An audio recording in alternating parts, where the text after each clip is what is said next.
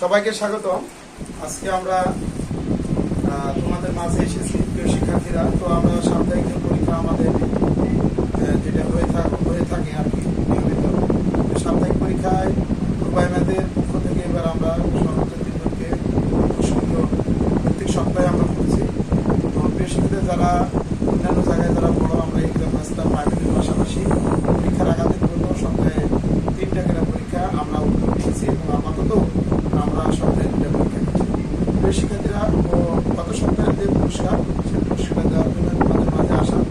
আমাদের যারা শুভাকাঙ্ক্ষী রয়েছে তাদেরকে এতটুকু বলবো তারা যেন অবশ্যই তাদের যে 8-9-10 ইন্টারমিডিয়েটে যারা আছে তাদেরকে অবশ্যই পাঠাবে এবং প্রতিনিয়ত তারা সে আপডেটগুলো আমাদের কাছ থেকে যেন নিতে পারে সে ব্যবস্থা আমরা করে রেখেছি। প্রিয় শিক্ষার্থীরা, তো আমরা বেশি কথা না বলে আমাদের প্রথম স্থান অর্জন করছে যে তার জন্য আমরা গিফটটা রেডি করছি। সে সাথী বালিকা বালিকা সাথে আসুন।